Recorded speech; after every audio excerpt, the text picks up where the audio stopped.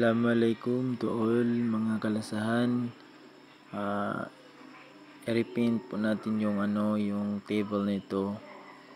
Yung design niya ay Dogo varnish. Pero hindi ko na po naipakita kung paano mag-mix ng varnish. Tingnan nyo mga loads. Kaganyan lang po natin lang. Pahid-pahid lang dyan.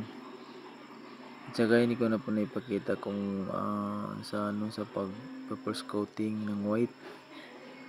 Madali lang yan mga loads. Pasensya na po kayo sa pag-video. Kasi di po maganda yung natin. Mag-isa lang po ako. Gumawa ng video yan mga loads. At saka may sasabihin pa ako mga loads for the first time to make this content mga loads. Pasensya nyo na kung masyadong hindi maganda. Baka sa next upload natin may tatama na natin mga loads. Pero ang mahalaga dyan na naipakita ko po sa inyo kung paano mag-ano ba ng Dogo varnish. Huwag kaganyan-ganyan lang natin mga loads. Kumuha lang tayo ng basahan. Pero kapag kumuha kayo ng basahan, kailangan yung siya ganda yung tila. Diba? Masyadong malayo yung kuha ng video mga loads. Pasensya nyo na mga loads.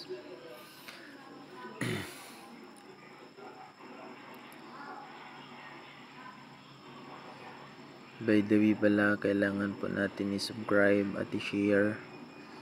Kahit ganyan lang po siya. Huwag niyo pong kalimutan mga kalods.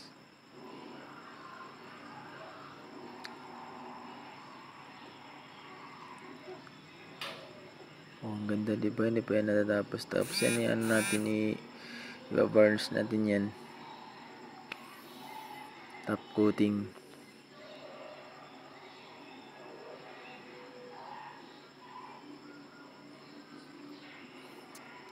Ibo-voice over ko na lang mga lods ninyo kasi hindi po ako hindi po ako tingnan nyo mga lods. Mag-isa lang po ako gumawa ng video kasi wala pong kasama. Yan na. Tingnan nyo, ang ganda diba? Diba? Ang ganda, madali lang yan mga lods gawin. Kung interesado po kayo, pwede po kayo comment dyan sa baba na kung gusto niyo pong makita kung paano mag-mix ng mag-mix ng pinta. Tuturo ko po sa inyo mga kalods. Pasensya na po, medyo nahihiya po ako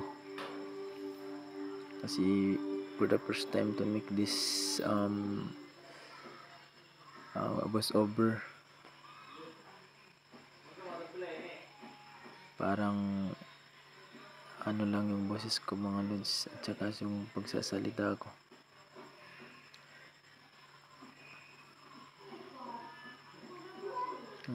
Kuan lang na to yan pahid-pahid adjust siya sa tausog mga kalods. Pahid lang.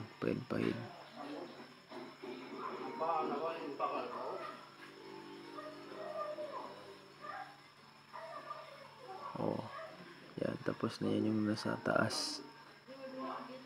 Sa baba na lang yung gagawin natin mga kalods. Ganda diba?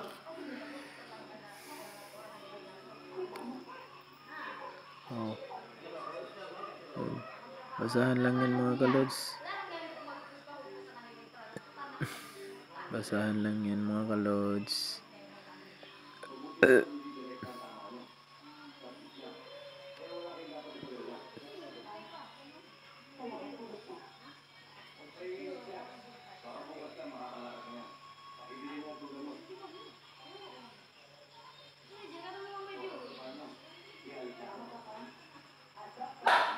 Kaganyan-ganyan lang natin mga kalods.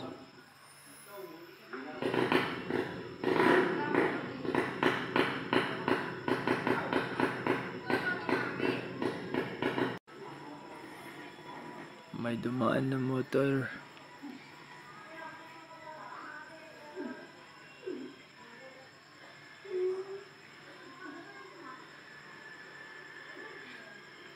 Kailangan hanapin natin kung yung hindi maganda na straight line.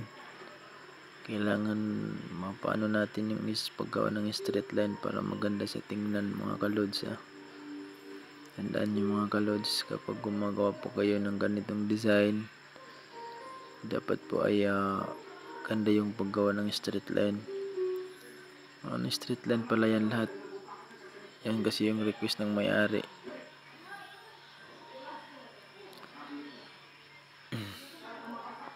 Kung may magpaparepent sa atin ng ng ganyan design, gagawin po natin na parang kahoy.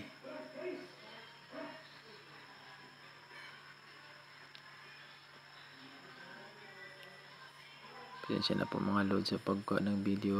Mag-isa lang po kasi ako kumuha.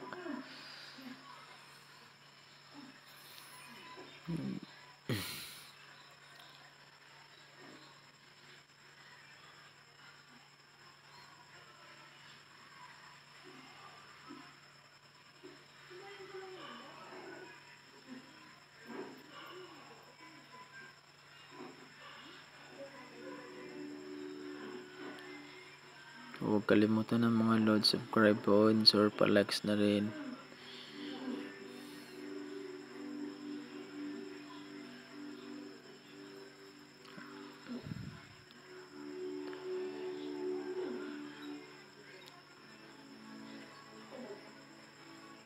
At yung bell notification mga kalods, huwag kalimutan pindutin para ma-notify po kayo sa mga video na i-upload natin sa muling pag-upload mga kalods.